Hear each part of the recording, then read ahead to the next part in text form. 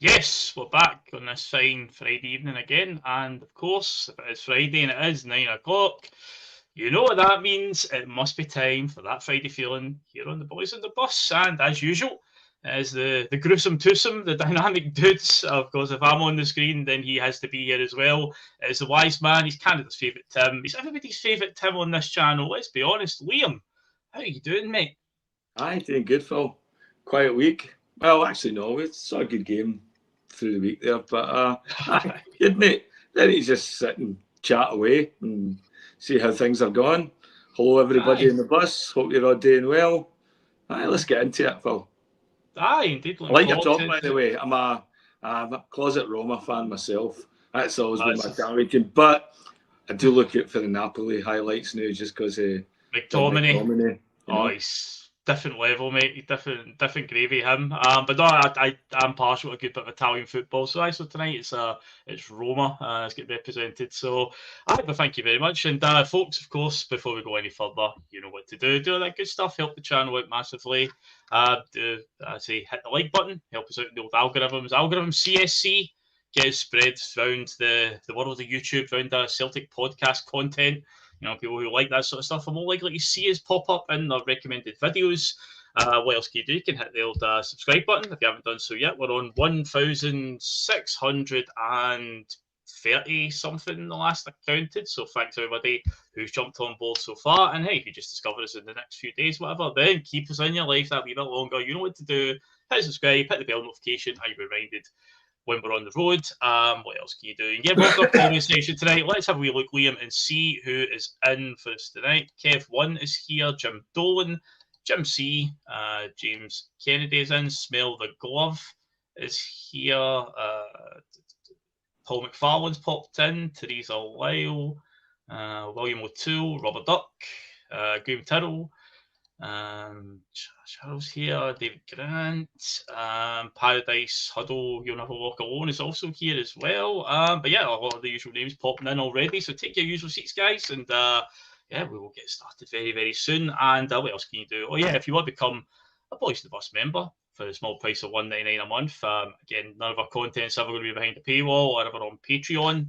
Just helps the old channel out, keeps it diesel in the tank. Then by all means, you can do so. Get a virtual Celtic scarf next to your name, and yeah, what more could you want in that case? And yeah, I always say we've also got our audio channel as well. We'll upload the audio files a few days after each show. If you want to catch up on them, you can do so. The link is in the description below. And yeah, that's all that out of the way. Trivia question, perhaps anybody? You want a wee trivia question to start tonight?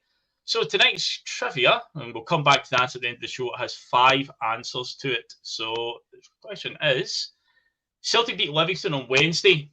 Can you name the 5 international players who have played for Celtic and Livingston? The question should actually specify Scottish international players, but yeah, Celtic beat Livingston on Wednesday. Can you name the 5 Scottish international players who have played for Celtic and Livingston? So, must add a cap for Scotland at least. And yeah, we shall revisit the answers at the end of the show. So 5 of them out there. Get your thinking caps on. Get a thinking cap on, Liam Wiseman.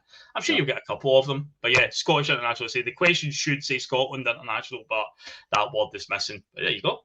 We'll come back to that later on. So yeah, let's talk about tonight's agenda. So obviously we'll have a wee recap of the Livingston game because it's another late show. So we'll get talking about that. I was obviously there. Liam, you watched it, but Paul and Terry jumped on Wednesday night to do the post-match, so we'll give our thoughts on that one as well. Also, we'll be looking forward to a pretty big weekend, and let's be honest, every game at the moment's a big one, every weekend's a big one, every round of fixtures, because yes, we are down in Ayrshire playing Kilmarnock, a place that we've been recently under Martin O'Neill against Auchinleck. It wasn't exactly a glowing performance, but we got the job done in the end, which seems to be a running theme at the moment with a Celtic team where it's not very pretty to watch, but it's getting the job done. So they were back down at Rugby Park playing Kilmarnock, who've had a little bit of a new manager bounce, shall we say. They've had a couple of decent results. And yeah, while we're playing that, or shortly after we finish in that game, there's another huge game that's got big effect on us in this title race, because Hearts are also playing Rangers at Ibrox, and we'll also give our thoughts on that because it is relevant to us. What is the result that we all want from that game? Yeah, Terry predicted months ago there's going to come a day where we might need Rangers to win a game, and surely not, Liam. That's where we're at. But it is relevant to us. We will talk about that as well later on. But yeah, let's get cracking into it. And so, the Livingston game through the week, another late show. Alex Oxlade-Chamberlain, what a boy, what a boy. Written in the stars. I know, Liam, you've also got a background in film, television, marketing and whatnot. You couldn't have wrote a better script for the lad, could you? No. I mean, all you need is a little mixed soundtrack in the back, the music going. Phenomenal goal, phenomenal touch. By the way, Tanetsky's give him credit for that assist as well. That's a couple of times now when we've been in the clutch. He's no panicked. He's no took a wild shot, like a Louis Palma, Ryan Christie type model. He's got his head up and he's looked and he's found Chamberlain, and he's found him in a bit of a space. But my God, it was like a difficult. It wasn't like there was a glaring opening. He found that. I mean, that's experience. I don't know if he willed that into the net, just manifested it. Whatever he did, I think that's going to be great. And I think what a way to start your career with Celtic.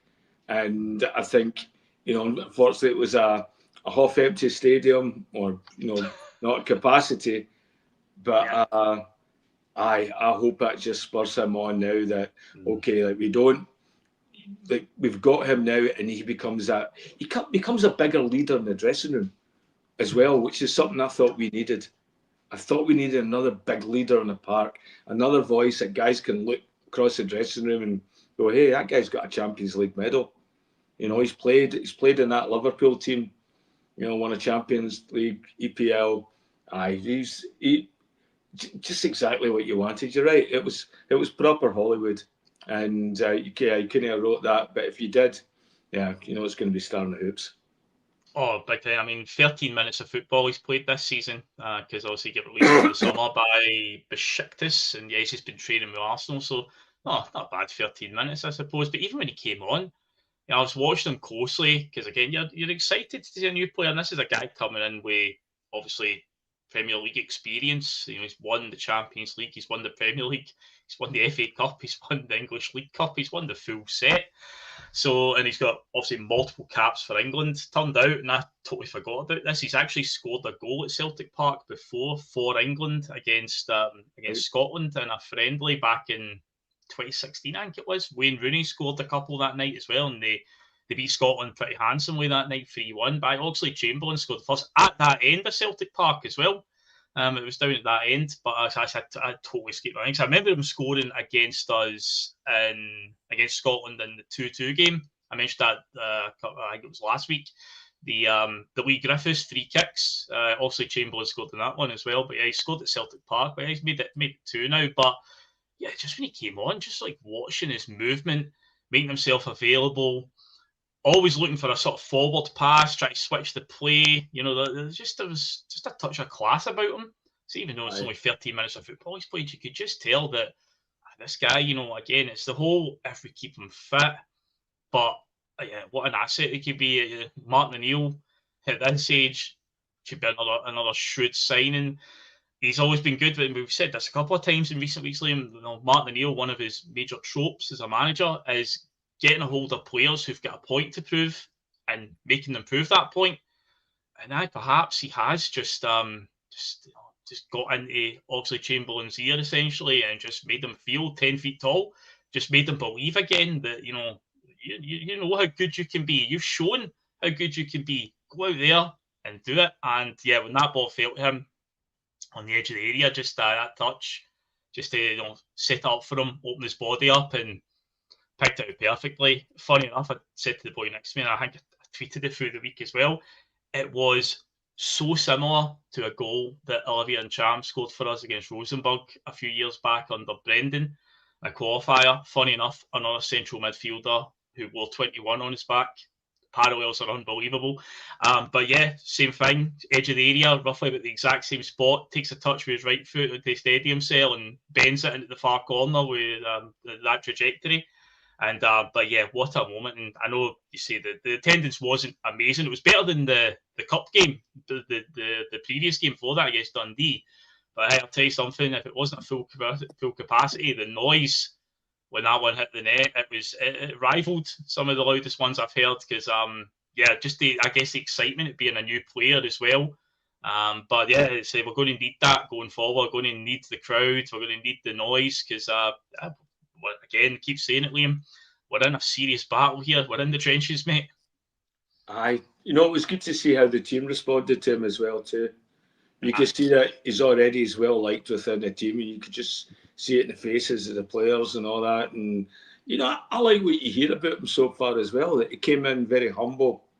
People are talking about him, and that's something some of the guys in their team could use. I always look at guys like I always looked at the Greg Taylors and the McCowans and that of the world. Negrin.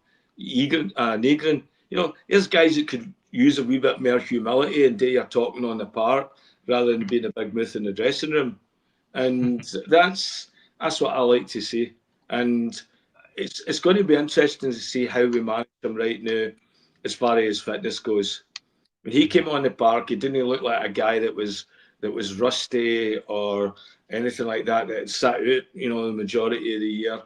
You look there and you wonder, if he's been training with Arsenal and it's been high intensity and he's playing against good players and all that, he might be a lot more aligned and ready to play than we thought he was.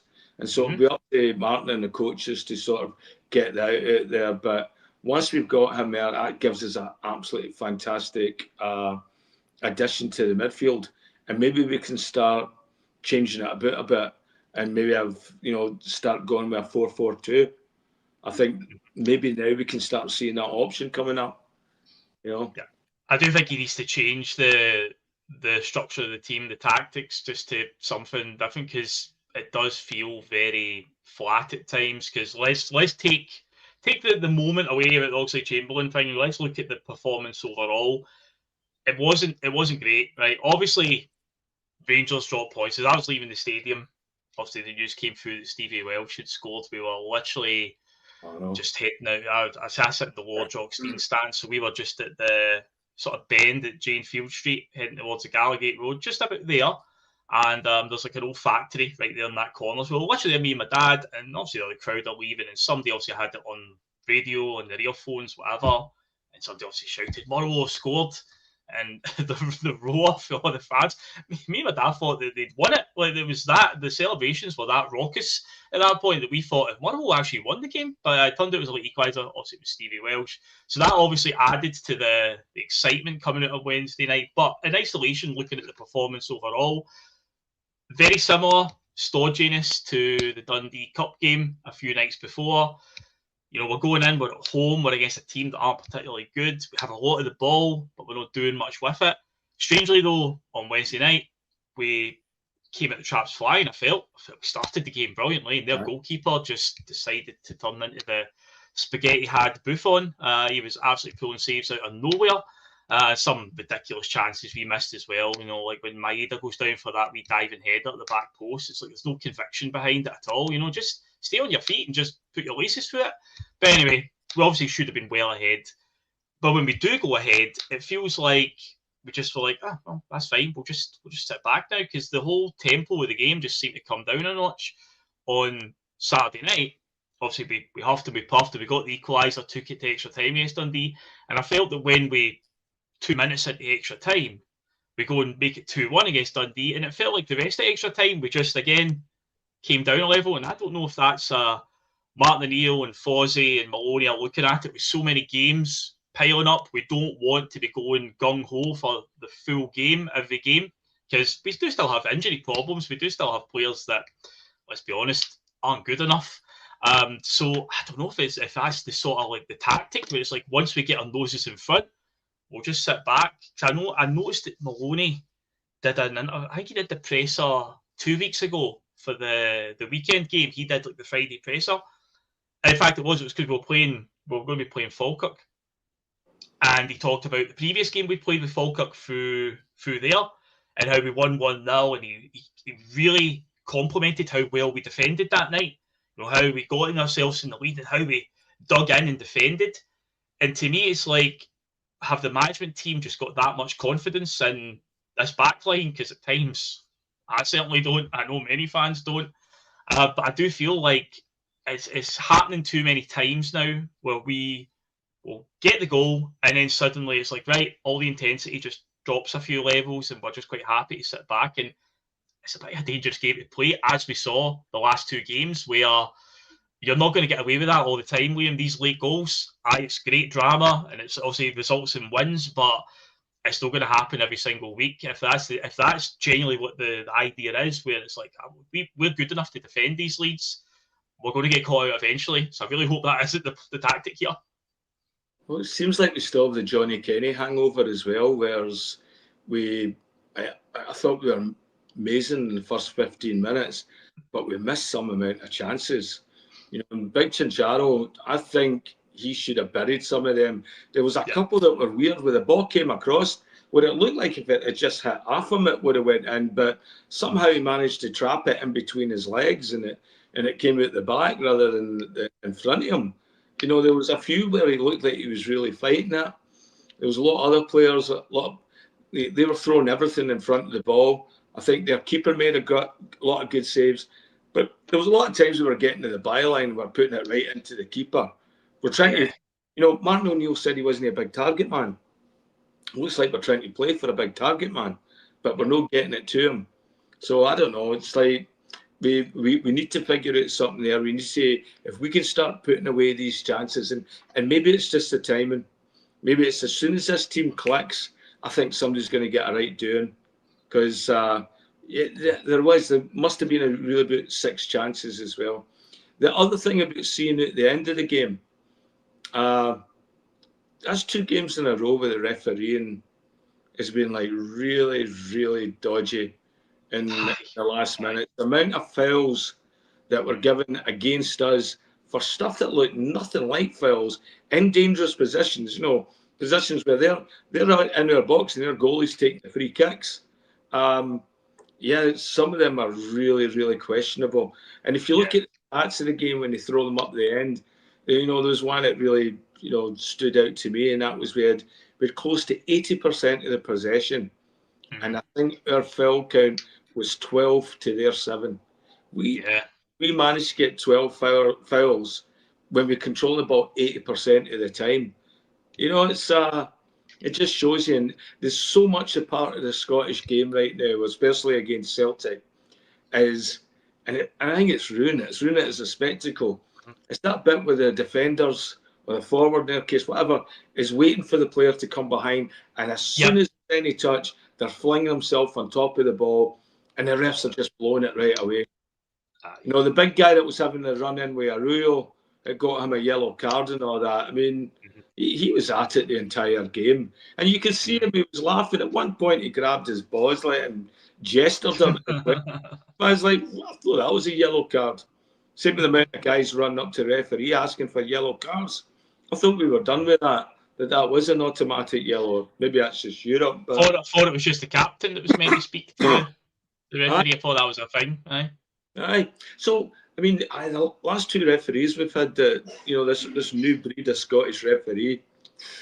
New breed, but same old background, you know, by the looks of it. We seem to get the new refs because on the Dundee Cup game, it was some guy called Ryan Lee. Aye. And through the week, it was one that we've had before. I've heard of him, but he's one that we get rarely, a guy named Callum Scott.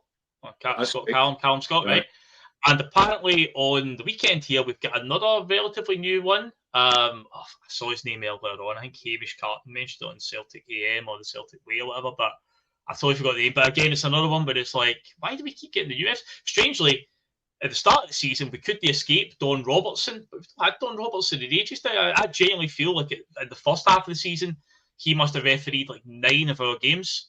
And now suddenly he's not getting many of our games, but we're getting all these new ones where it's like, this is their tryout, essentially. They've been refereeing in the lower leagues, and they seem to get a Celtic game. And, mate, honestly, see how infuriating it is. And in a way, also, we kind of put ourselves in these positions where we're drawing games with Livy late on, and these teams are just going to buy fouls all the time, and our players just give them what they want. Again, you get too touch tight to them, and they just throw themselves to the ground, and every single referee buys what they're selling. It's so infuriating, especially when you're chasing a result. You're drawing or whatever. Say Dundee on Saturday night, exact same. There's also these time wasting employees, but it usually comes back to haunt them, as we saw in the last 2 days, because the longer you go down and you waste time, the longer the stoppage time is. And hey, apparently they play till Celtic score, as we're being told. But anyway, that's another story. But yeah, I agree. It's so infuriating. It just adds to the frustration in the stadium every time. These players that just throw themselves to the ground, just buy a foul and waste some time, mate. And like the previous ref, Lee, this guy's positional sense was terrible. Terrible. Yes. He should be over more into the middle of the park refereeing, because they seem to take roots, in that bit where, it's always where there's that triangle between McGregor, Tierney, Sarachi, where that ball goes into the triangle, and they love to stand in that position. And when they do, it completely takes away that through ball that we've been looking at before, where somebody cuts in behind the defender. And yeah, that's a big part of our game. That seems to be one of the channels we look to exploit. And that's 2 weeks in a row. I've seen referees wanting to take themselves up and position themselves right in that space. So, yeah, we need to point that out. And that's where I think, you got to be more vocal about some of this refereeing as well.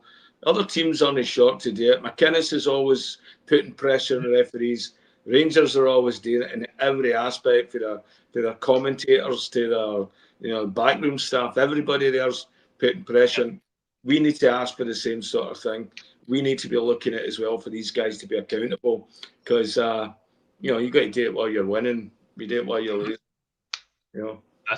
That's it. We said that when VAR came in, there was some ridiculous decisions against us, but it was always in games that we were still winning. And I was like, I wish Celtic would make a point about this, because the day will come when we'll lose a game and we'll moan about something in VAR or a referee decision, and that did happen. So yeah, we need to do it when we're winning as well. Also, smell the glove. I had a feeling the guy's name was Nicholson, but obviously, as he says there, hopefully it ain't a relative of Michael Nicholson. But yeah, the name was going through my head, and I was going, was it Nicholson? But yeah, another new ref that I don't know much about. I say it's weird how we've went from having Don Robertson like 8 or 9 times this season to now we don't even see him. So yeah, they keep giving us all these new trialist referees, and a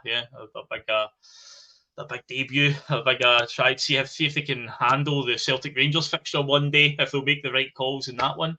But yeah, we'll see what comes this in. We'll talk about obviously the game in a little while. But in terms of other things, I say in the game, it was we got there in the end. Like most things under Martin O'Neill at the moment with this Celtic team, it's just all about getting over the line some way, somehow. And yeah, obviously we got it in the end, got the points, but obviously we're still behind because of that Aberdeen game. Aberdeen continue to have problems, although interestingly enough, Aberdeen's game through the week was called off, but it was at Dundee United. So Dundee United have got some problems. I think Capitalise has had a couple of games postponed this year, and I think Dens Park's had another one. I think just the North East in general of Scotland has had a lot of problems with rain. There was a thing this week as well, I don't know if you'd heard about this one, Liam, that Aberdeen, the city, had 21 days of straight rain, no sunshine at all for 21 days. But yeah, apparently their pitch is knackered. Obviously, we've got that on the back burner.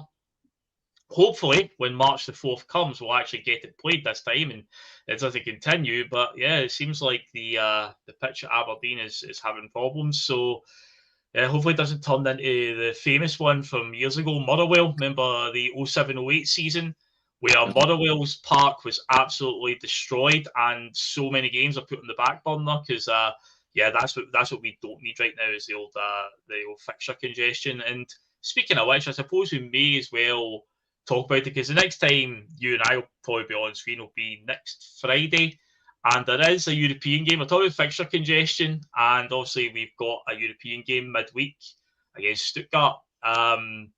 an unwanted distraction at this stage, Liam, or have you got a wee bit of a buzz about it? Because it is still a European team or a European game. It is a Bundesliga team, a very high standard of football.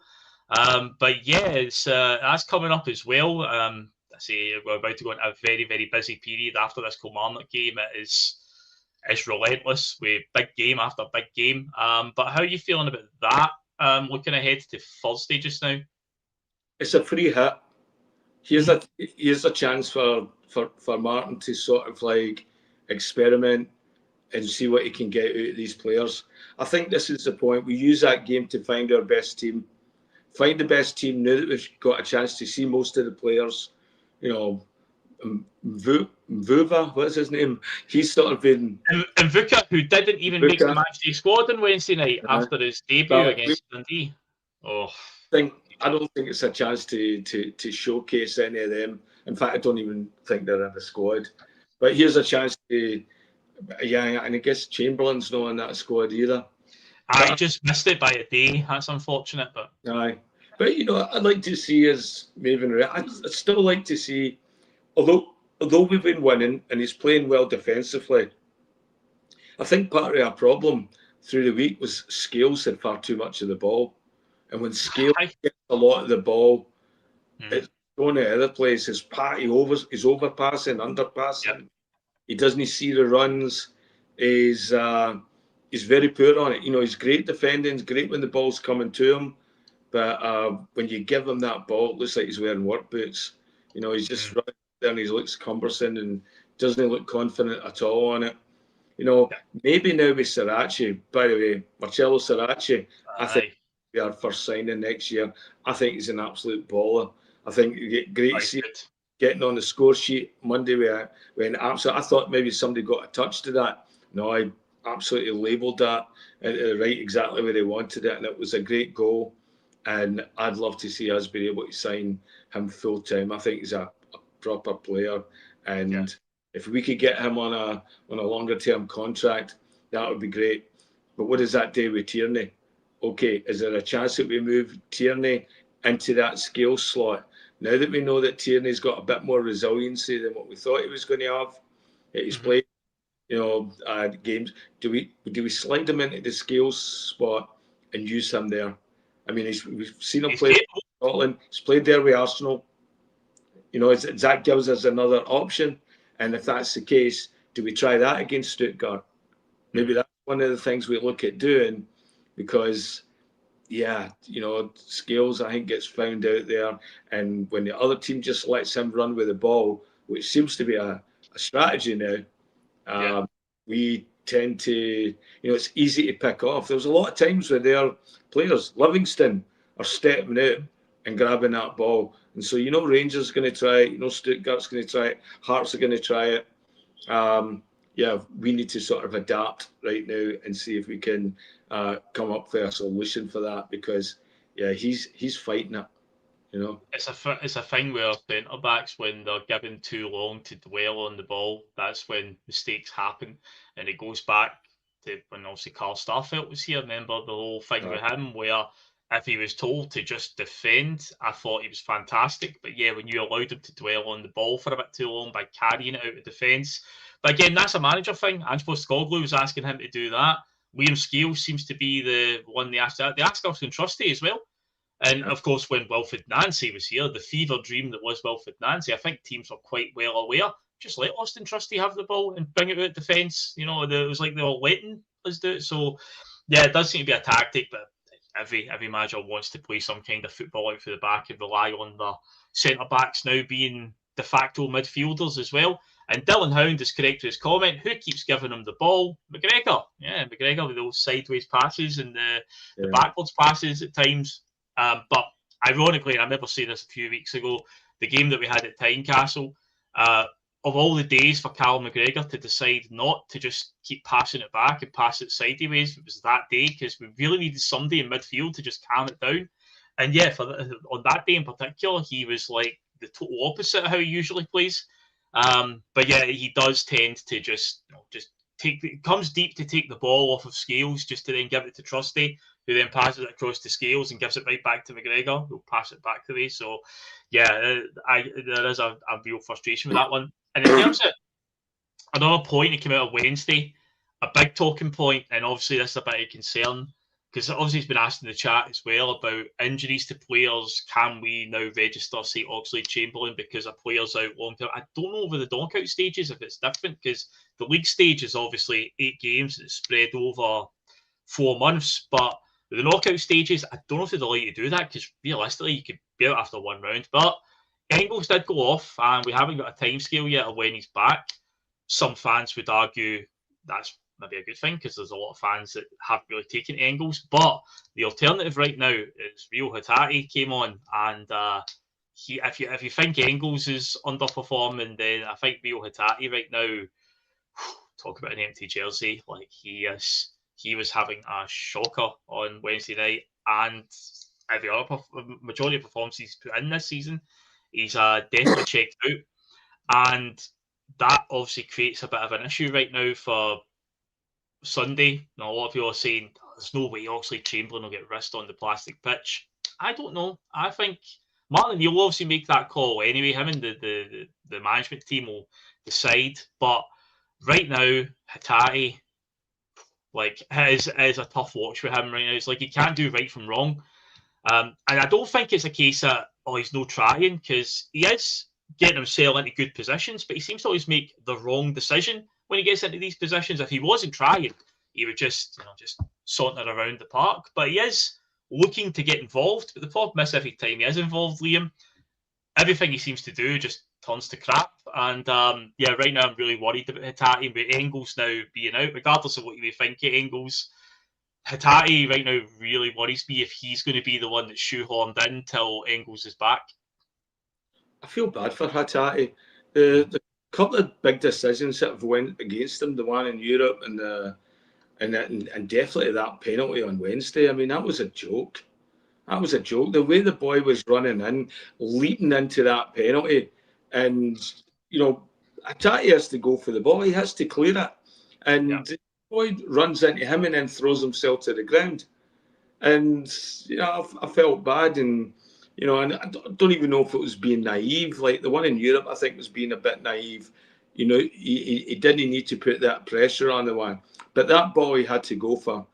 I thought Hatate, when we took a Ruyo off, which I was surprised that we did, and maybe it was just because he was on a yellow card, and I think I like him. He's got a bit of fire, a bit of tenacity to him, and he's doesn't take kindly to him trying to take the piss out of him, and I think that guy was trying there, and I think him being on a yellow card, Martin was just doing some man management, getting him off. But surprisingly, I thought when Hatate moved to right back, he actually played quite good. And I've always said that before. I was always impressed with him in that one game he did play when we had Ralston and Johnson. And he scored 2 that day from right back. I remember it very well, yeah. He just looked so comfortable there. And there was a couple of times where they had some balls and breakaways where he was managed to get there and just cut it out. And he just looked more comfortable with the ball coming towards him rather than taking it through the middle and the congestion and and getting clonked and all that, and trying to do that wee pivot turn he does, where sometimes it works, sometimes he doesn't. Yeah, I don't know. I'm hoping this is just like a bad luck streak that he's going through. Yeah, as a player there. The other one was really disappointed in Bernardo. I've always been a big fan of Bernardo. Yeah. For Volume of Tools comment says that would Bernardo or McCown do any better? And that's the dilemma right now, where it's like Engels injured. See, Engels has been up and down. A lot of fans have made their mind up that he's not good enough. Some are very much of the opinion he's one of our best players. It is what it is. But Hatate, way off for him. Bernardo, we keep screaming about give him a game. And now that he has got a few games in recent weeks, it's like, don't give him a game, actually, don't. And McCown, we've seen some of the performances McCown's put in as well recently. So it's like, midfield, and this is a problem that's been all season. I've brought this up a few times on the show, Liam, about I feel like no matter what midfield three we seem to pick this season, the balance just isn't quite there. It's a weird one. And Oxlade-Chamberlain obviously coming in, it might be a case of he's going to have to play in these awkward games despite it being plastic pitches and whatnot, because yeah, he's also came in, he's hit the ground running right away, and it could end up being the signing of the season. It could be the thing that springboards us over the line. Like you look back at 2008, where Scott Brown had to get dropped for Hartley and Robson to play, the sort of unfashionable central midfield pairing, but that was one of the key moves Gordon Strachan did that gave us that drive in the middle of the park to win. And it may be a case that Oxlade-Chamberlain may just be thrown into all these situations because, yeah, Bernardo and McCown don't fill me with confidence neither. Aye, I mean, this is win the league at all costs, and if that's what it takes, I'm hoping Chamberlain's one of these guys, and he looks it. I mean, he looks fit, you know. Yeah. Excuse me, we got a cold here, but yeah, he looks, and you wonder how long it takes to get a professional athlete game ready and game shape, you know. And even though you've not been playing and all that, his football brain is obviously still there. He didn't panic with that shot. He had some other really good passes and layoffs and getting involved in the play and that. And, you know, it's okay. So he's been with us, 2 weeks now? You know, how long does it take a professional athlete who's fit to get into the game and all that? I'm hoping it's another game and that's it. And then we see him consistently, because I think once he gets a grip, he shouldn't be dropped. You know, we got a real baller there that a guy can actually play, and another bit of leadership on the park, and hopefully that frees up McGregor to get back to some of the good stuff that he does as well, rather than just like pointing and whining and taking fouls. You know, he took a daft foul in that game as well that got my card that, you know, you really need today. He's got to be careful with that stuff. And that's another thing as well. Notice we've been picking up a lot of yellow cards lately.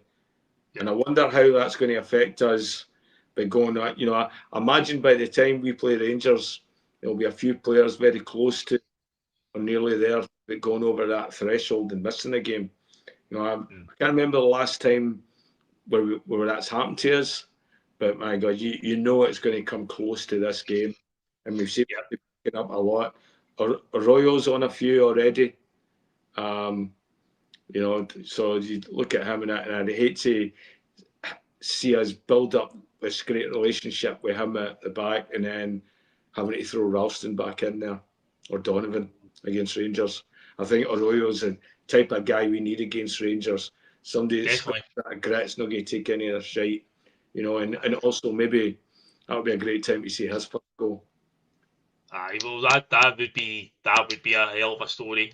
We do have them twice, of course, in a matter of a week, because since the last time you and I were on, obviously the Scottish Cup draw did happen. We did obviously get Rangers at Ibrox. It turns out Celtic and Rangers can draw each other outside of Hampden. Who knew that was going to happen? Amazing. A couple of comments that I have starred along the way as well. I'm just going to bring up quickly. Chris M makes this point as well, just regarding the referees. I've seen somewhere the World Cup has no Scottish refs. This isn't the first time that's happened, Chris. This is a recurring theme now, I think, whenever tournaments come along. I can't remember the last Scottish ref that was at a major tournament. But we've been, our refs been outdone from the likes of Bosnia and Eastern European leagues. Surprised? Certainly not. And also, we'll talk about that. I've got that one from Smell the Glove about the revenues down as well, in the interim financial figures, but that came out earlier tonight. But just quickly again, Scottish Cup and obviously Rangers allocations. There's that word again, Liam. People's talk about allocations. Do you think we'll get the full Broomloan stand at Ibrox? Because I don't think we will. I think they'll find a way to say, oh, no, you'll get your 2,500, is it? I think they've settled on now, and that'll be it. But it's quite funny that we did draw them not at Hampden, because it's been a good while since that. The last time it happened was during the COVID season when there was no fans, and then the previous time before that was 2011. That's how long it had been. And it went to a replay, and we beat them in a replay where Mark Wilson scored the winner and killed Sasa Papic in the process of scoring that goal.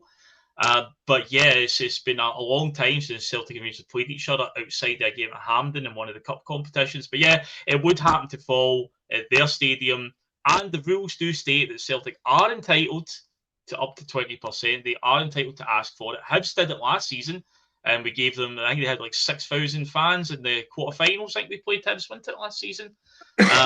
Yeah, so it can happen, but I think that I know the police have said that, hey, we're taking nothing to do with this. You could just sort it out between you, which should be fun. The Celtic and Rangers try to sort something out between them, but I don't think they'll give us the full stand. But I know Martin O'Neill's been calling for, he wants as many Celtic fans as possible at that game. But how you feeling about that one, the draw? This is the time for the Beaks to stand up and get in there. And if Martin O'Neill wants to see his fans there, and whether it's the Green Brigade that show up or whatever, let's get as many as we can. And if they don't, they start using these tactics to limit us. That's because they're shitting themselves. Maybe they don't want the compensation or the insurance hassle in case somebody gets bitten by a rat. I did see that. Yes. They used to do that. There's a hockey thing in Florida. Florida Panthers won the Stanley Cup one year, and they had a rat that got on the ice and started running about. And that seems to be a thing where they go deep in the playoffs. People start throwing rubber rats and pretend rats onto the ice as a thing there. Crazy. I mean, maybe that'll be, instead of beach ball Sunday, we'll come and just fling rats on the park. I mean, we've seen the video doing the rounds. We're doing fake ones. They're there. They're literally there. So it was that's a horrible thought. Sitting at a game and then that's buzzing about at your feet. Oh no, thank you. So certainly not. But that'll obviously come in a few weeks, because after this Killie games, it's Stuttgart, Hibs, Stuttgart again, Rangers, Aberdeen, Rangers again, and then I think the game after that is Motherwell. If we get by Stuttgart, I think there would be a European game sandwiched in there between the Motherwell game and the Rangers Cup game. But I don't think we're going to get by Stuttgart. But hey, stranger things have happened. But yeah, it could be a very, very busy Rams schedule. But I've got Rangers twice in the space of a week, both at Ibrox, and I guess we'll deal with them when they come along. But yeah, the other thing as well I was going to talk about as well before we get on talking about the action this weekend in terms of the Killie game was obviously tonight the financial reports came out. Interim financial reports is a massive statement for Brian Wilson. I've only read a few lines of it and it's massive, and I'm just like, I'm not reading all that. I can't be bothered with this added on drivel. Or birthday cared pish, really. But yeah, 30%, roughly about 28% it's came down in terms of their revenue. And again, this is a combination of things. Not qualifying for the Champions League, because hey, you fail to prepare, you better prepare to fail, because we didn't prepare properly. Surprise, shock, horror. Celtic didn't bother the backside doing their due diligence and getting the right players in the summer and backing Brendan Rodgers when he kept calling out for it all summer. Even our captain, Callum McGregor, even said it a few times about the team needs help and whatnot. And yeah, we just didn't significantly improve the team in the summer. We paid the price by losing to the worst. I know Rangers statistically got the worst one with the 0 points a few years ago, but in the new format, I mean, what were they ranked overall in UEFA's ranked 394th or something like that? And yeah, we're out to them. They got 1 point. The 1 point came against Paphos, another debutant in the Champions League this year. A 0-0 draw. But yeah, it's just ridiculous that we lost to them. And yeah, so we missed out on that revenue. Obviously, there's the Not Another Penny campaign going. A lot of fans have been very, very strict with that and sticking to it. See, I do go to the home games. I see a lot of the kiosks are still pretty busy. People still buying the windfall tickets. Merchandise.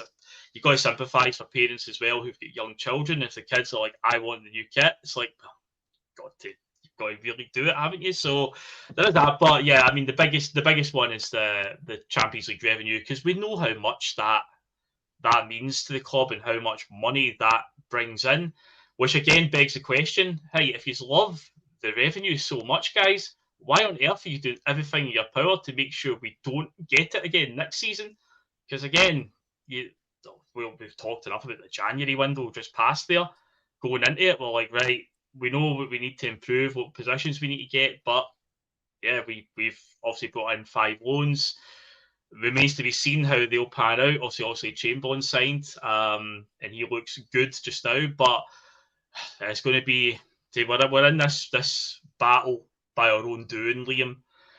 And it's going to be we're going to be in the trenches right now at the end of the season. But yeah, it's a case of this could have been easily avoided months ago had we just done the necessary. And we're all like a broken record now saying this, Liam. But February last year, in fact, I think it's pretty much a year now.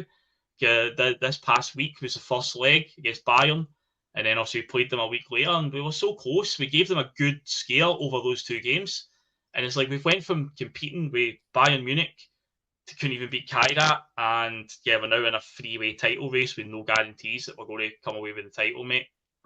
Madness. It's nothing more I can add to that, Phil. I mean, I think this upcoming international break would probably be a good time for us to reset. When you do see numbers on papers, well, that's just cause. That's no rumours, that's no innuendo, that's nothing. That's there in black and white, and it's in numbers. Something this board understands. They don't understand the empathy. They don't know what loyalty is. They don't know what supporters are. But they're bean counters. They understand numbers, and that might be the thing where they just go, okay, sorry, Michael, you gave it a great shot. Well, we'll never know if he gave it a great shot because he's never spoke to anybody. But and it's time to go.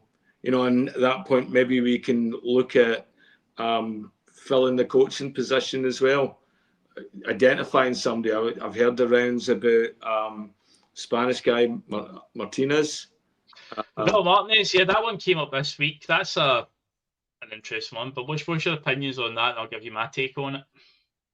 I think, yeah. Well, you've always sort of insinuated that it's something to do with Maloney being there. That seemed, a weird appointment just at the blue with the director of football thing, without there being a clear, I don't know, just a defined role for him that seemed much bigger than somebody who had already managed. Yeah, I think now would be a good time to announce that, because I think Portugal have announced that Mourinho will be taking over after. They have announced that, yeah, they have. Yeah, so I don't know what's stopping us from maybe if that is something that we're going to do, that would be a great idea to maybe announce that at the window once we know if. I think Portugal, they have qualified for the World Cup. They're there, right? Yeah.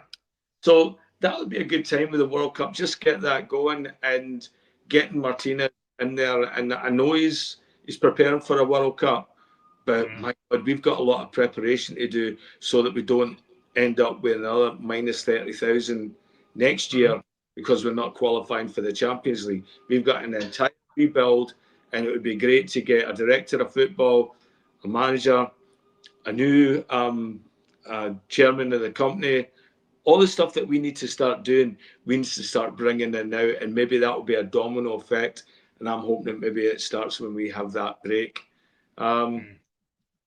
Yeah, the Martinez thing, yeah, I don't know. I've always thought he'd be a candidate before. People have always put two and two together with his wife being Scottish and, his association with Motherwell. And was he not at a Motherwell game recently watching us? He was at the one that Wilfred Nancy lost. He was there just before Christmas. He was at that one. But again, his wife being from that neck of the woods. But in terms of the Martinez thing, the only thing for me is he's going to the World Cup with Portugal, who, let's be honest, are probably one of the favourites to win this. They have got an unbelievable team. Take away the whole Cristiano Ronaldo thing and how he is, he's Mr. Ego, everything needs to be about him. So if you actually take him out of that team, they have got an unbelievable side. Like, they don't, at his age now and what he's done in the game, they don't need him to be a top team. You look at the level of players they've got. Funny enough, after he got sent off against Ireland, he was suspended for their next game and they scored 9 goals in the game. The only two times that Portugal scored 9 goals in a game were both games that Cristiano Ronaldo wasn't playing in.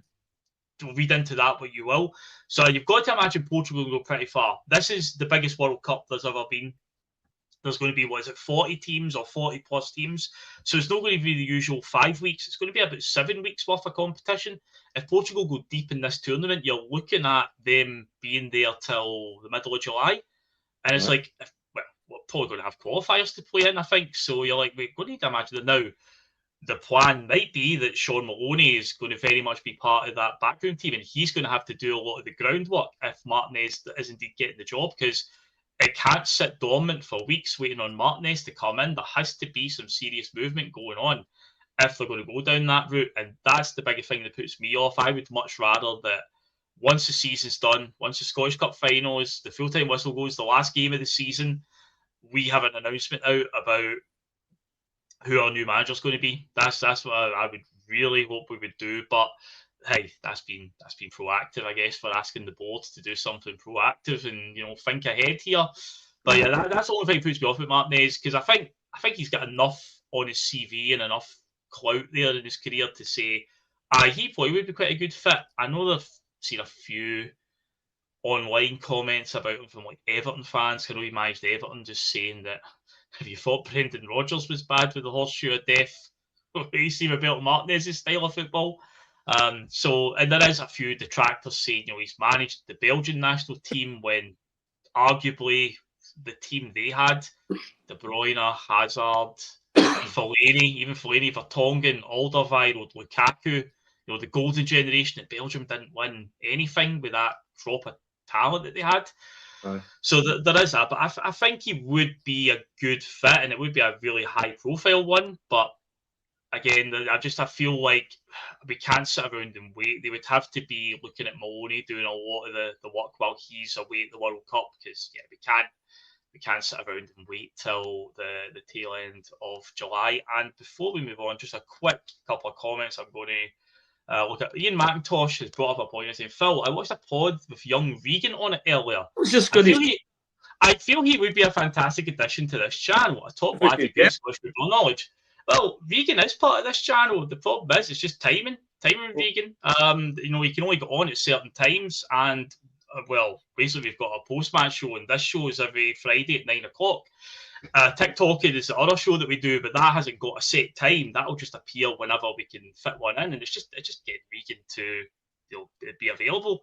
That's the only thing. It's not. Regan is actually part of this channel. He is there, and his Twitter handle's in the description below with everybody else that's part of the channel. But yeah, it's just a case of just having to get him on. It's just schedules need to marry up. But no, Regan will appear at some point. Don't you worry about that. I've got a funny feeling during the World Cup he'll appear.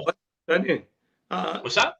Regan's always got great comments in the WhatsApp. I mean, there's no it goes by with talking to Regan. Hey, Regan's a man in the know. He's always talking to Anthony Joseph. That's one of his pals, isn't it? One of his in the know pals. So yeah, Regan. Yep. I mean, I am planning on doing something I did on the Bhoys bus a couple of years ago, where I did some content during the Euros when Scotland were there. I'm thinking of doing again with the World Cup, and I think Regan will probably be involved in that, because I know he's very into his international football as well. So yeah, you will see Regan. Regan is actually part of this channel. We just can't find the time right now to get him on. It marries up with his availability. But no, don't worry. You will see Regan. But yeah, let's move then on to... let's talk then about the Killie game then, the big one. But, there's a lot going on this weekend, so I've got a comment start here from Dylan Hound. Let's get the big question. Let's deal with the elephant in the room, and it's directed at you. Dylan Hound's got a comment for you, Liam. Would you take a Gers win on Sunday? He's asking. And that is the $6 million question that Terry put out there months ago on a post-match episode of the way things were going. He went, there's going to come a day where we're going to need Rangers to do us a turn. And it's like, no, Terry, surely not. And now we find ourselves in a position where now we know what we need to do on Sunday. The mission is clear. It's all just win, win, win. But yes, something has to give with Hearts and Rangers, because both of them can't come away with 3 points. Somebody's got to drop points. Both of them could drop points. It could be a draw. Right now, we are 6 points behind Hearts with a game in hand, and we are 1 behind Rangers, I believe it is. 1, so obviously we've got the game in hand on them as well. I'd say probably the most logical thing is a draw. A draw between Hearts and Rangers would probably benefit us the most, Liam. I want a draw, only because I don't trust the referees in Scottish football. I think Rangers win on the weekend, and now it's like a proper 3-horse race. I mean, you're already seeing it. And the fact that they're even in striking distance right now, is there a number of penalties? I mean, they're getting 6 penalties and sending halves every game now. So that's not look at the underhandedness, the forces of darkness that sort of, seem to arise when they get a sniff at going forward. That John Souttar handball the other night where he managed to hit it, corral it, and then get back up all in one go. That was Tony Ralston did a similar thing and wasn't even looking at the ball. The one, he was fully aware of what he was doing there at that point and looked like he was in total control of his arms and all that. He wasn't being pushed, he wasn't falling. He literally slid down and pulled it in the way a hockey goalie would do. So the closer they get, I think you'll see our yellow cards piling up in that as well, as I said before. So worried about guys like Arroyo, guys like McGregor, whoever's taking yellow cards, right?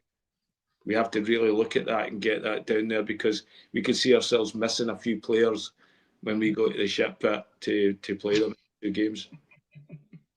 Oh, indeed. But yeah, so they play on Sunday. They play after us. I think we play first, yeah. So we've obviously down Rugby Park and then they're on at 4 o'clock or whatever.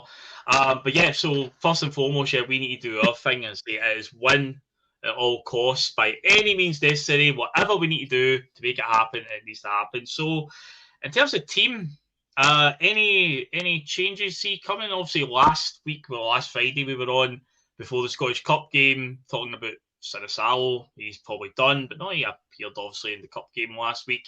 But yeah, it was obviously Schmeichel was back for the league action. I think that will remain. I don't think that's the case, but that will be something to keep an eye on. We go to play Rangers in the Cup game in a few weeks' time. Will Sinisalo be thrown into that one? But again, we'll deal with that when it comes. But it was interesting to see Martin O'Neill go with that. But yeah, it will probably Schmeichel in goal. Said for as much criticism as Schmeichel has had this season, rightfully so. He's been excellent in recent weeks. He's pulled out some blinding saves to keep us in games and, salvage a victory, or, at Hearts to salvage a point that day, because we were pretty dreadful. So he did pull out some big saves. The win at Falkirk, a late save there to get us the victory. So yeah, Schmeichel definitely keeps his place there. I think with the right back situation, Araujo all the way. If you're going to have any other person in, then Donovan would be the alternative, not Tony Ralston, please, for the love of God, not him. And the centre-back pairing, I don't see changing there with Trusty and Scales, because we got many other options, although Benjamin Arthur did make the bench the other night. And I'd like to think that we will see a bit of him and it won't be another Jemai Simpson-Pusey scenario. But the left-back, obviously, is a thing. It's a plastic pitch. Kieran Tierney played a lot of games recently because not many left-back options available. But Sirachi is now back, seems to be getting up to speed, as you said earlier on. Thought he played well on Wednesday night, scored a goal. I think put Sirachi in this one when it comes to the left back, Liam. I think try and protect Kieran Tierney at the moment from these sort of these pitches, because Tierney's injury record is obviously, it speaks for itself. So for me, I would go with that one because we've got a very, very strong alternative option in Sirachi. Well, I hope we've gave him the proper rest last time. It was so disheartening to see him go down last time so quickly. He's coming back and it looked like we'd rushed him back. So hopefully we've done our due diligence on him this time. We've looked, the sports science team, whatever, have got him out there and he's going to play. But I still really like to see if we can find a way to play both Tierney and Sirachi.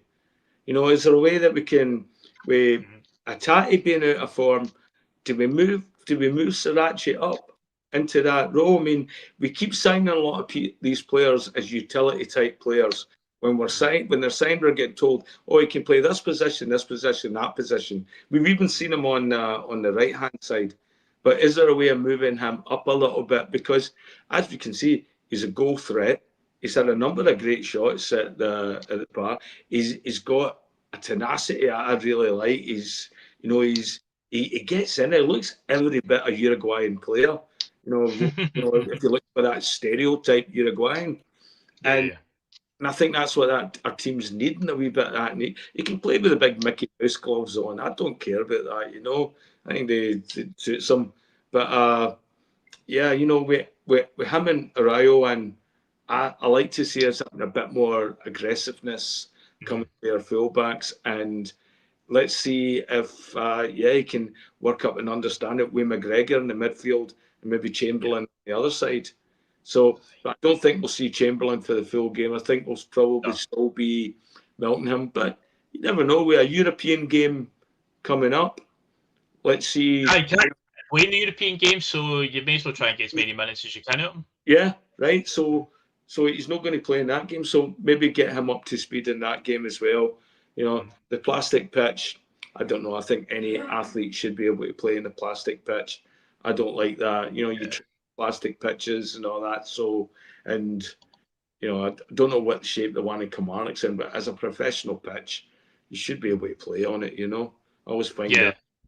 You know, well, we've got plastic pitches at Lennoxtown, but for the last X amount of years that plastic pitches have been a thing in the top flight, it always felt like we've struggled whenever we go to these teams. We always seem to be a bit off it, and it's like, have we not like prepared for this, not like trained for this? But it's not like this came as a surprise. It's on the fixture list. You literally know your fixtures in advance, and it always feels like we struggled. Killie, Livingston for a period were always a problem for us. Strangely, Hamilton Accies were one we never struggled with. Pretty poor side, but yeah, Livingston were always giving us problems. Falkirk have got a plastic pitch this season. We got by them by the skin of our teeth, and if they're in top six, and there's a chance they could scrape into the top six, then we'll probably have to go to Falkirk in the post-split fixtures. So that'll be another plastic pitch we'll have to visit.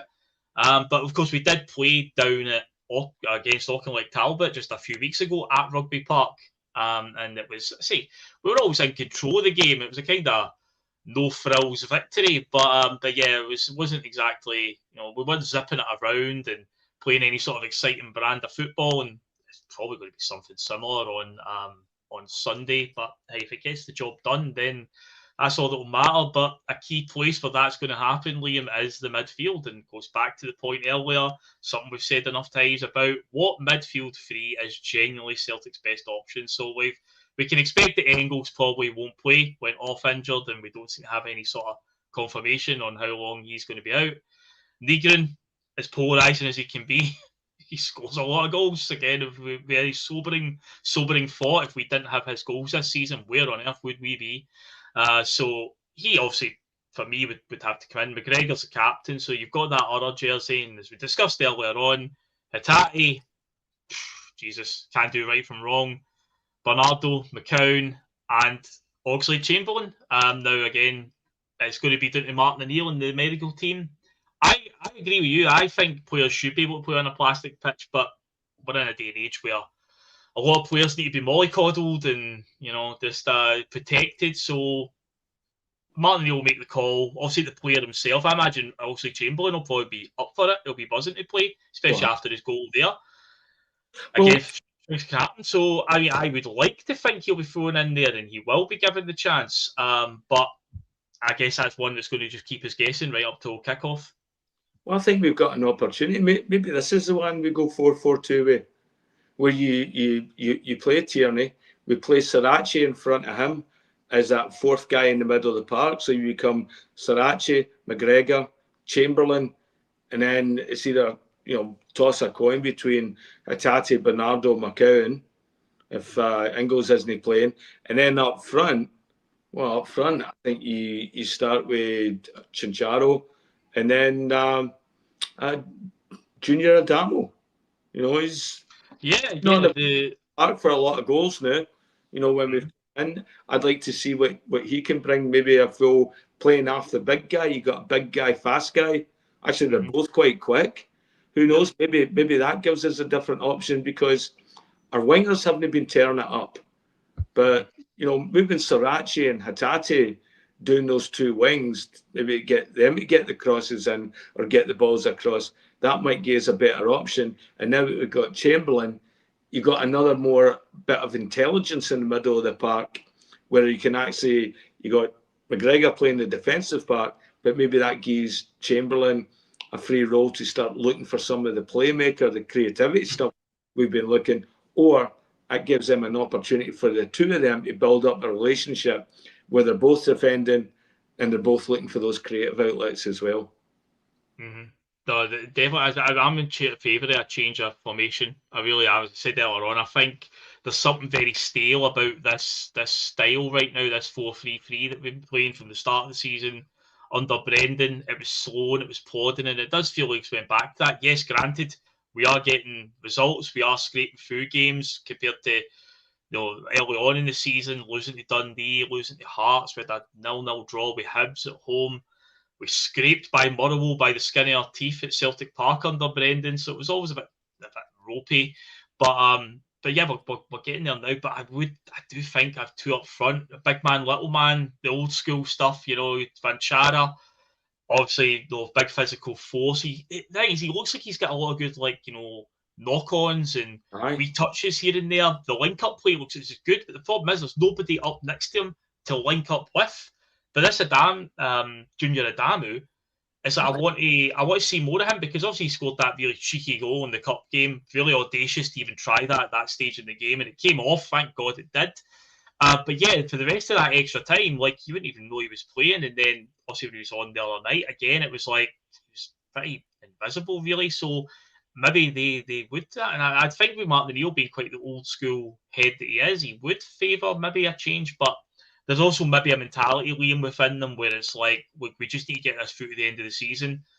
We may as well just keep it how it's going. But you could argue, I suppose, that it's not been going great. Let's say it could do with a bit of everything. I know Wilfred Nancy changed it a bit too much. He went a bit too extreme, but I don't think it's too outside the realms of possibility, too crazy to suggest that maybe we go for a wee two up front here and try and score more goals and put teams to bed so that we don't get scenarios like last Saturday or through the week there where, we're struggling at home to teams that are down at the bottom of the table. Because Killie, I know they've had a couple of results recently, but they are still second bottom, aren't they? So it's like, realistically, we should be going down there and winning this. But like Martin O'Neill said it best, we're in no position to take anybody lightly, unfortunately.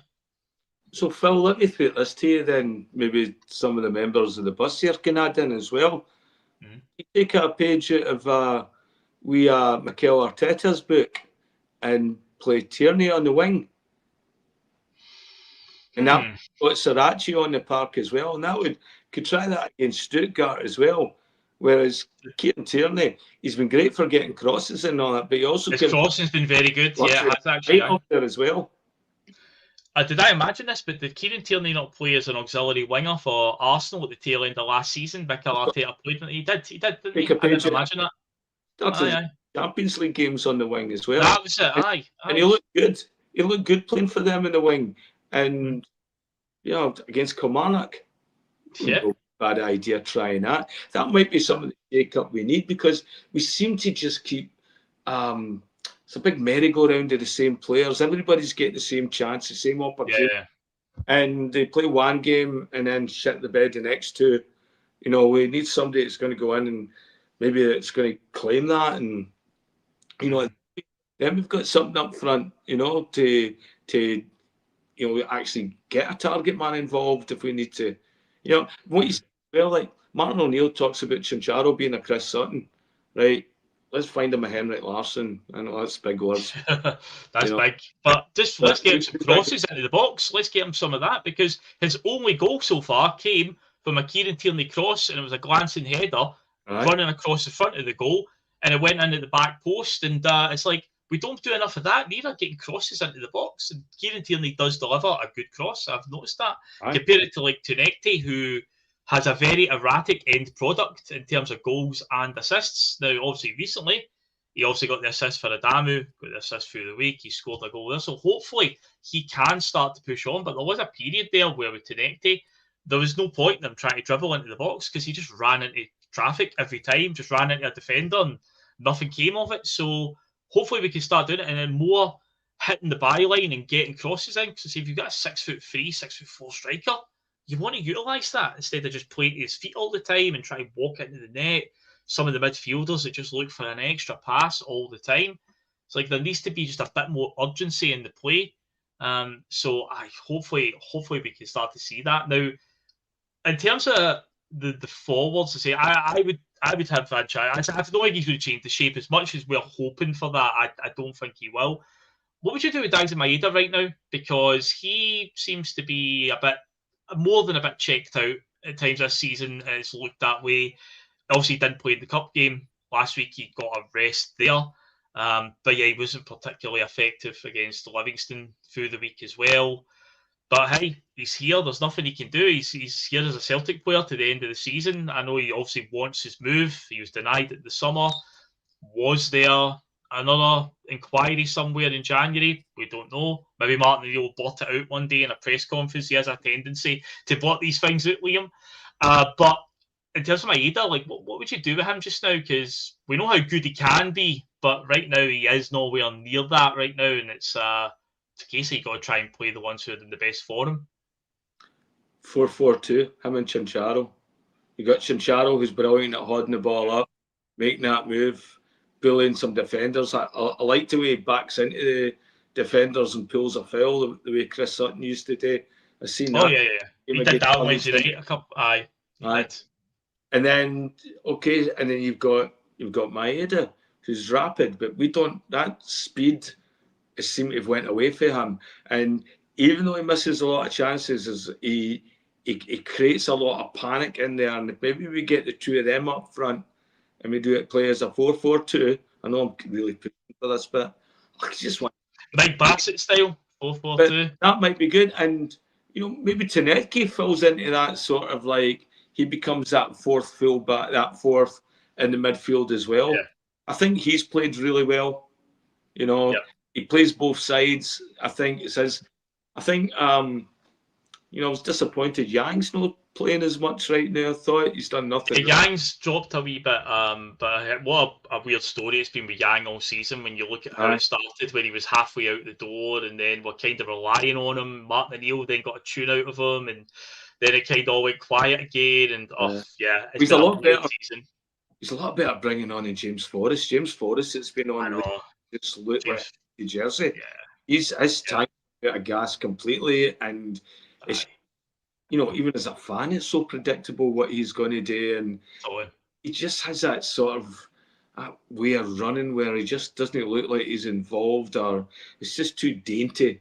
You know what I mean? For my life, he's. I want to see him driving and getting people on, but every shot. Again, with age catching up to him, he's 34 now. It's the year 2026, but here we are throwing on James Forrest in games to try and bail us out at times, and it's like, but again, it all feels very self-inflicted. We shouldn't be in this position. If we had the better investment in the summer to improve the depth in the squad, we wouldn't have to be relying on things like that. But again, we're here, and we need to make the most of it now at the end of the season, and hopefully we can find a formula that works. But before we do our predictions, let's do the trivia question. Then let's finish up with that. So at the start of the show, I had a trivia question, which was Celtic beat Livingston on Wednesday. Can you name the 5?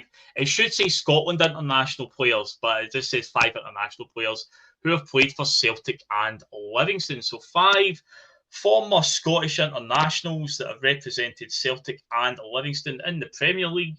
Liam, you say you've got one. Who's the one that you've got? Lee Griffiths. Lee Griffiths is a correct answer. That's one of them, yeah. He's lost a lot of money gambling, and I've seen that. Or really, I saw that in the Twitter feed the other day, like 150 grand or something in a casino. On a list of things, it does not shock me. That definitely does not shock me, mate, to hear that news at all. Lee Griffiths doing something wrong. What a surprise. But yeah, Lee Griffiths is a correct answer. Let me get the chat open as well to see if anybody else gets some of the answers. So yeah, looking for the 5 former Scottish internationals who have represented Celtic and Livingston. So here's a couple of guesses. Rob Douglas, Livingston. Rob Douglas is a half a point I'll give you because he played for them when they were Meadowbank Thistle. For the Livingston, yeah.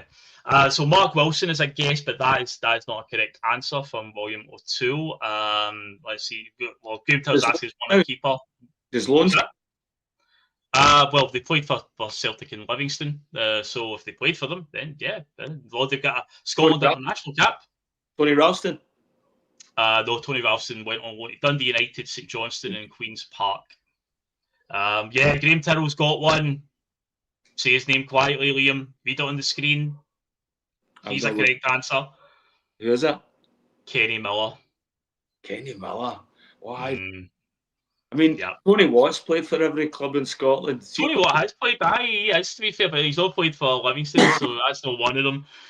Who's the other one years ago? Jim Hamilton that played for, he didn't play for Celtic or Rangers, but it felt like he played for everybody. So William O'Toole, Effie Ambrose is a correct answer, but he's Nigerian. It's 5 Scottish internationals. Say the question was missing a word. It's the 5 Scottish internationals. So you've got so far Kenny Miller and you got Lee Griffiths. So 3 more, Liam.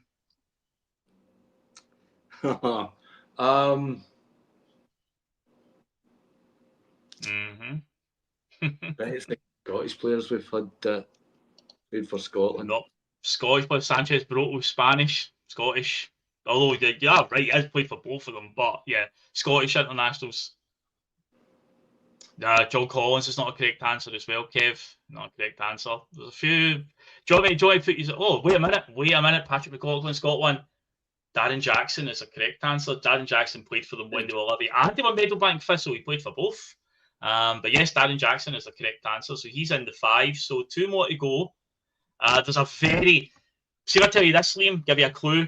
There is a very obvious one who was a stalwart of Martin O'Neill's first era at Celtic, an absolute stalwart of that Celtic team. Tosh McKinley? No, but Dougal's got it. Paul Lambert is a correct answer. What? Paul Lambert left Celtic in 2004 and went to Livy. I think he was player manager. I feel like he was had a stint as player manager, maybe. Or he was just there as like a coach, whatever. But yeah, so we've got 4 out of the 5 Scottish internationals. There's 1 missing. And I'll give you another clue, Liam. He's a name that you have suggested a couple of times might be a good fit as a director of football. Jackie McNamara? No, not Jackie, but you're in that right ballpark. You're in the right area, mate. Simon Donnelly? No, so close, mate. So close. Somebody in the chat's got it. Come on. I'm looking now. Ali's wrong. Let's see who else have we got. I spelled the glove, very clever. David McFernandez. Aye, very good, very good. Who else? I remember Fernandez was going to be one of my guesses. Aye, but being Spanish. Let's see. Oh, I see it. Somebody, I think Scott Dougal's got it. Is it Scott Dougal's got it. It's Mark Birchall. Well, so the 5 former Scotland internationals are Mark Birchall, Paul Lambert, Lee Griffiths, Darren Jackson, and he who shall not be named. But yes, there you go. That's the 5 of them then. So there you go. That was the answer. But yeah, it's in my question. It was missing a key word there. But yeah, there are such other players that have played for, because Tony Stokes was at Livingston, but never actually played a game.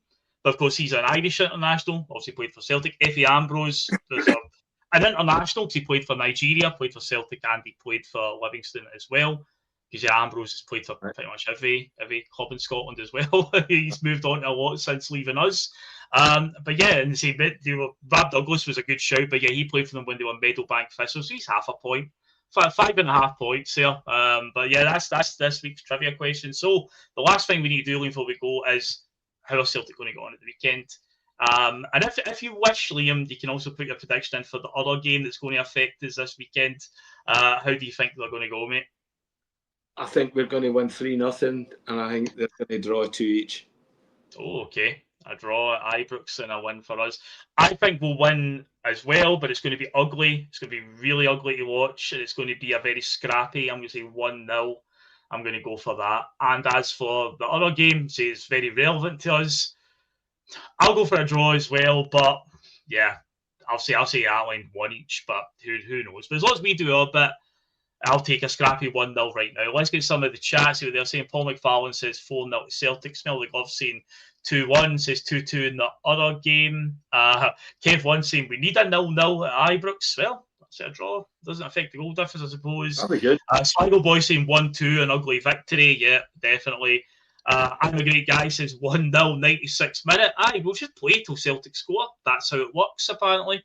Ian McIntosh says tough game 2-1. William O'Toole is saying 2-0 to the boys and 2-2 over there.